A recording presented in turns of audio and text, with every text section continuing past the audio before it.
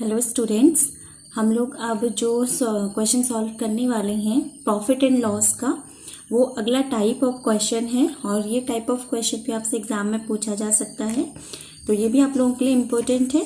तो चलिए अपने इस टाइप ऑफ क्वेश्चन को सॉल्व करते हैं।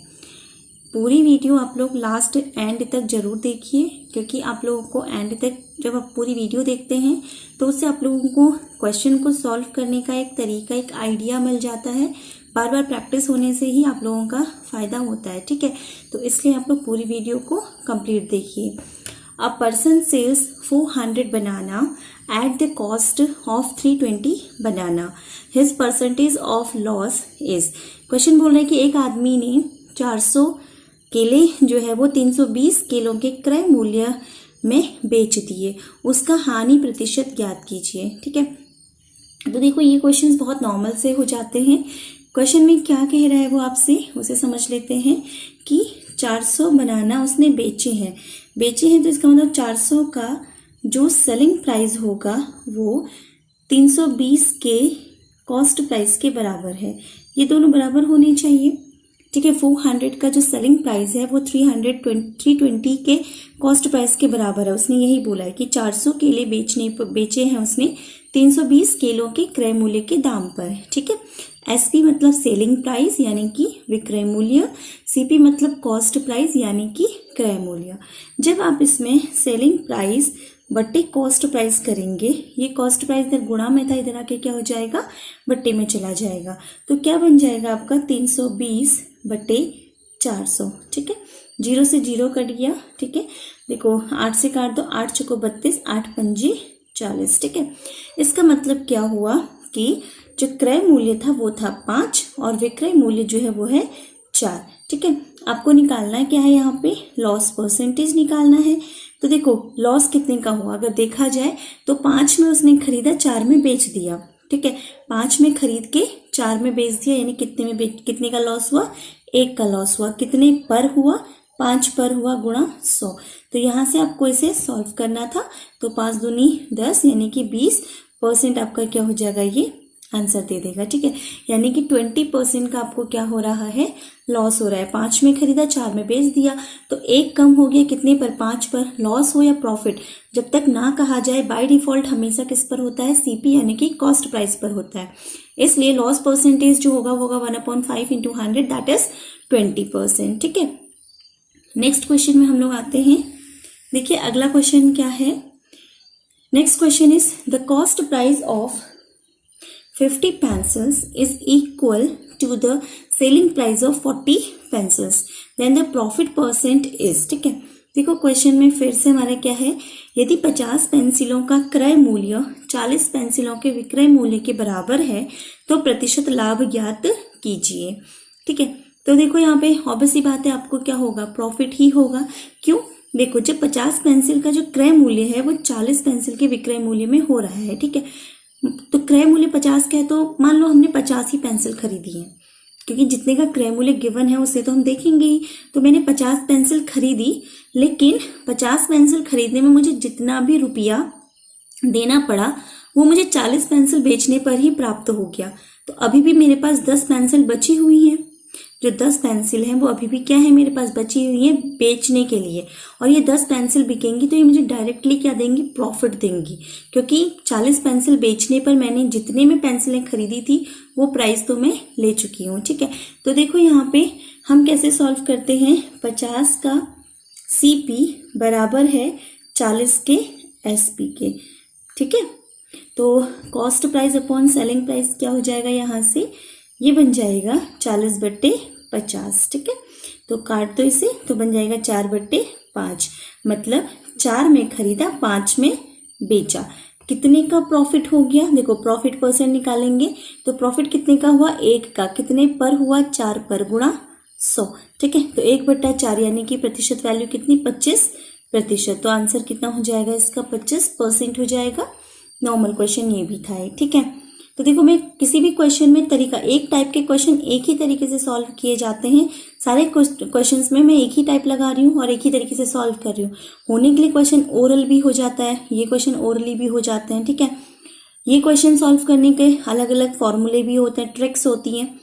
लेकिन जैसा क्वेश्चन में कहा है, ट्रिक फॉर्मूले हमें याद करनी पड़ती हैं, लेकिन अगर क्वेश्चन में जैसा जैसा कहा है वैसा वैसा मुझे करने को मिले और मैं क्वेश्चन सॉल्व कर लूँ कम टाइम में, तो मेरे लिए वो ज़्यादा फायदेमंद होगा। इसलिए हम क्वेश्चन में जो चीज़ कही गई है उसी तरीके से क्वेश्चन में, देखो जो क्वेश्चन ने लैंग्वेज में क्वेश्चन लिखा उसे मैंने न्यूमेरिकली नीचे लिख दिया और उसके बाद क्वेश्चन सॉल्व हो गया। कितना टाइम लगा आपको सॉल्व करने में? क्वेश्चन तो पढ़ना ही पड़ेगा दोनों ही कंडीशन में, भले ही आप फॉर्मूले से करो या फिर इस मेथड से करो। ठीक है, चलिए नेक्स्ट क्वेश्चन में आते हैं हम लोग। अगला क्वेश्चन क्या होगा?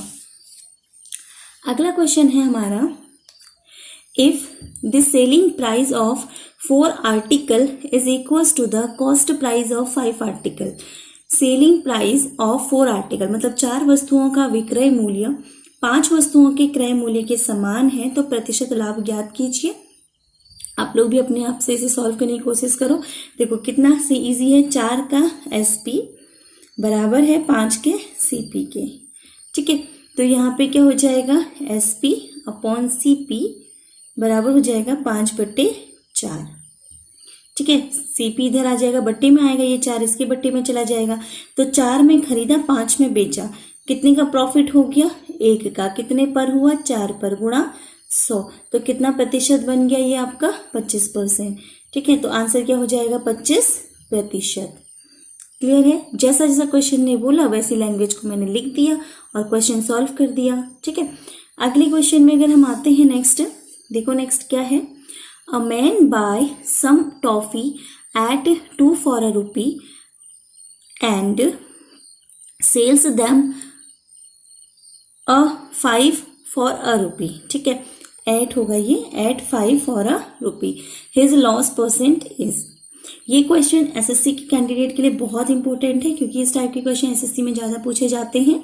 ठीक है, a man buy some toffees, एक आदमी ने कुछ टॉफी खरीदी है एट 2 for a rupee मतलब 1 रुपए में 2 टॉफी की दर से। ये दर दी हुई है इस क्वेश्चन में, मतलब यहाँ पे ये है कि 1 रुपए में 2 टॉफी खरीदनी है तुम्हें, लेकिन अभी तुम्हें इतना पता है कि कितनी टॉफी तुमने खरीदी वो तुम्हें नहीं पता। ठीक है, लेकिन हाँ ये जरूर पता है कि 1 रुपए में 2 आएंगी। ठीक, अगला क्वेश्चन इसी में बोल रहा है कि और बेचते टाइम पे वो क्या करता है कि 5 टॉफी 1 रुपए में बेचता है, मतलब 5 टॉफी 1 रुपए में बेच रहा है। देखो खरीदते टाइम पे 2 टॉफी लाया था 1 रुपए में, बेचते टाइम पे 5 टॉफी बेच रहा है 1 रुपए में, ऑब्वियस सी बात है उसे लॉस होगा। ठीक है, इसीलिए हानि प्रतिशत पूछी है। देखो जब वो 2 टॉफी लाया 1 रुपए में, ठीक, और 5 टॉफी बेची 1 रुपए में, एक चीज बताइए, जितनी टॉफी खरीदी उतनी ही टॉफी जब वो बेचेगा तभी तो उसे प्रॉफिट और लॉस का पता चल पाएगा। अब अगर आप एक एग्जांपल ले लो, एक दुकानदार है, ठीक है, वो उसके पास कुछ सूट है, वो कपड़ा लेके आया है, उसने क्या किया कि जो स्टार्टिंग के सूट है उसे काफी अच्छा प्रॉफिट होता रहा और वो प्रॉफिट कमा लिया। ठीक है, अभी भी उसके पास कुछ सूट्स बचे हुए हैं। ठीक, अगर वो अभी खुश हो जाए कि मुझे तो बहुत प्रॉफिट हो रहा है और मान लो बचे हुए सूट जितने भी हैं वो सारे के सारे खराब हो जाए, जो बचे हुए उसके सूट है वो सारे के सारे क्या हो जाए? खराब हो जाए, तो क्या होगा? उन सूट्स का तो उसे कॉस्ट प्राइस भी नहीं मिला, तो अब हो सकता है कि उसका जो प्रॉफिट था वो लॉस में कन्वर्ट हो जाए। ठीक है, तो जब तक सारा का सारा नहीं बिक जाता, दैट मीन्स जितना खरीदा है उतना बिक ना जाए, तब तक हम ये नहीं कह सकते कि हमें प्रॉफिट हुआ है या फिर लॉस हुआ है। तो इसका मतलब इस क्वेश्चन में सिर्फ यही कॉन्सेप्ट हमारा बहुत काम कर जाता है कि जितना मैंने खरीदा है उतना ही मैं बेचूं। तो उस समय पे हम क्या करते हैं, हम उस समय पे काम करते हैं कि जितने आर्टिकल मैं खरीद रही हूँ और जितने आर्टिकल मैं बेच रही हूँ उन दोनों को हम बराबर करने की कोशिश करते हैं। ठीक है, काफी सारे बच्चे यहाँ से 2 1 रुपए में, तो 1 कितने में? 1/2 में, 5 1 रुपए में, तो 1 कितने में? 1/5 में। तो हम फ्रैक्शन से बचने के लिए काम करते हैं, इस ऊपर वाले को 5 से और नीचे वाले को 2 से गुणा कर देते हैं। ठीक है, पूरे में गुणा होगी तो क्या हो जाएगा? इसका मतलब 10 टॉफियां कितने में खरीदी जाएंगी?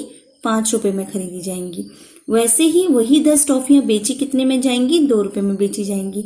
समझ में आ गया? समझ में आ रहा है ना? ऊपर नीचे क्यों गुणा किया? 2 और 5, देखो ना 5 को 2 बना सकते हो ना 2 को 5 बना सकते हो। ठीक है, तो इसका इससे अच्छा है कि हम क्रॉस मल्टीप्लाई कर दें, ऊपर वाले से 5 से गुणा कर दें, नीचे वाले 2 से गुणा कर दें, तो क्या होगा?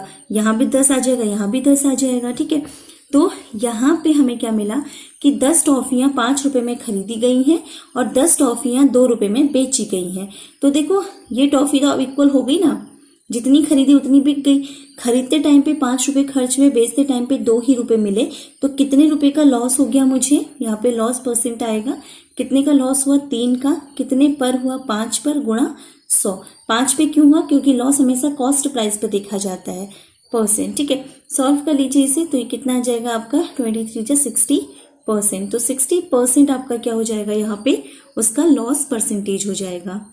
राइट। अगर आप लोगों को आपको डाउट आता है तो आप लोग यहाँ पे फिर से पूछ सकते हैं। ठीक है, और ये क्वेश्चन बहुत इंपॉर्टेंट क्वेश्चन है आपके एग्जाम के पॉइंट ऑफ व्यू से।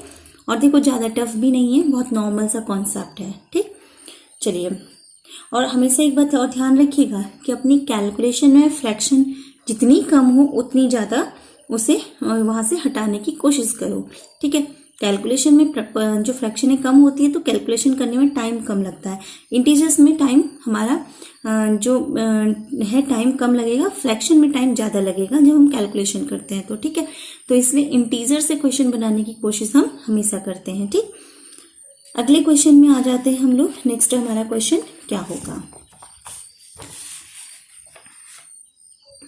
देखो नेक्स्ट क्वेश्चन में ये आप लोगों को जो करवा रही हूँ, ये क्वेश्चन आपके एग्जाम में पूछा गया क्वेश्चन है, इसलिए मैंने एक क्वेश्चन इनके साथ ले लिया। ठीक है, by selling 12 oranges for ₹60 a man loses 25%, the number of oranges he has to sell for ₹100 so as to gain 25%। ठीक है, एक आदमी 60 रुपए में 12 संतरे बेचे तो उसे 25% की हानि होती है।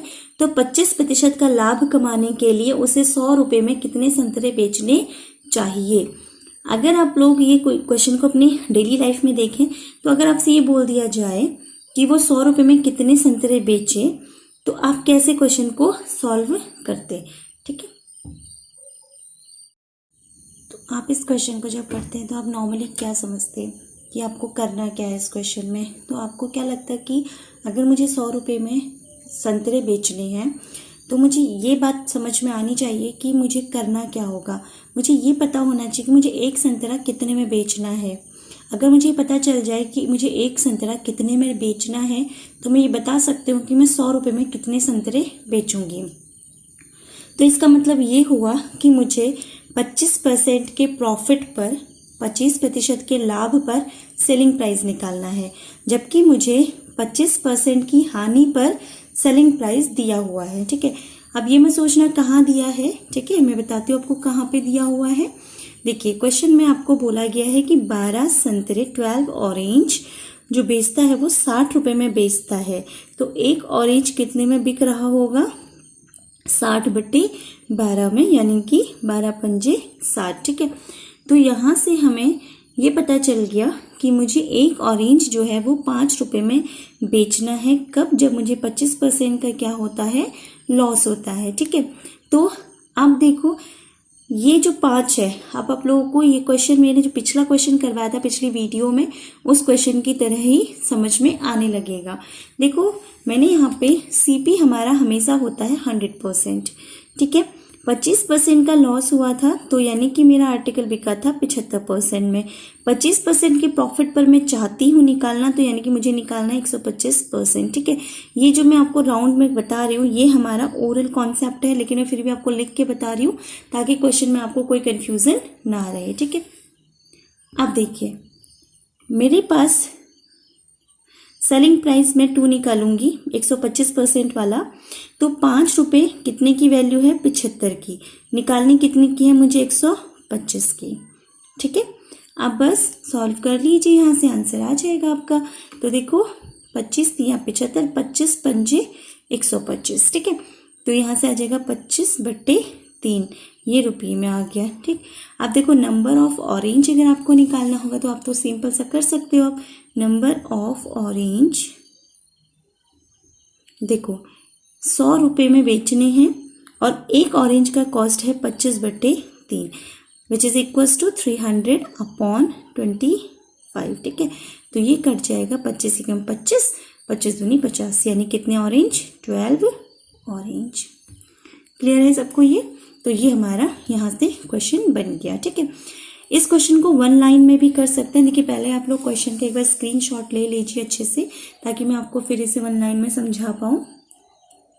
ये हमारा क्वेश्चन है, ठीक है, ये हमारा क्वेश्चन है, इसका स्क्रीनशॉट ले लीजिए। अब देखो इस क्वेश्चन को 1 लाइन में कैसे करते हैं, वो ये यहाँ तक का कॉन्सेप्ट आपका तब पहुँचेगा जब आप लोग बहुत अच्छे से कॉन्सेप्ट समझने लग जाएंगे, ठीक है। देखो हम यहाँ पे क्या करते, देखो 60 12 ऑरेंज की कीमत है, तो एक ऑरेंज की कीमत 60/12 इंटू ये कितने परसेंट की वैल्यू थी, 75 की, निकालनी कितने की थी, 125 की। तो यहाँ से डायरेक्ट आ जाता है क्या, आपका सेलिंग प्राइस बाद वाला, ठीक। फिर ये एक ऑरेंज की आ गई हमारे पास वैल्यू।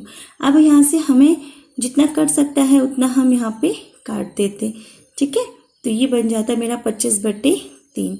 और अब नंबर ऑफ ऑरेंज अगर निकालने होते तो नंबर ऑफ ऑरेंज निकल आता डायरेक्टली, कैसे, 100/25/3, ठीक है, क्योंकि डिवाइड का वैल्यू ऊपर चला जाता है। 25 चक्को 100, तो 4 तियाँ कितना, 12। तो आपका आंसर कितना हो जाएगा, 12। तो देखो क्वेश्चन तो सिर्फ इतना ही था, क्वेश्चन सिर्फ इतना ही है, बस आपको क्वेश्चन का कॉन्सेप्ट थोड़ा सा समझना था। और ये मोस्ट इंपॉर्टेंट क्वेश्चन है, आपके एग्जाम में बहुत ज़्यादा पूछने के इसके चांसेस भी हैं। अगर आपको समझ में आया तो प्लीज़ लाइक शेयर सब्सक्राइब जरूर कीजिए चैनल को, अपने दोस्तों के साथ शेयर भी कीजिए। Thank you.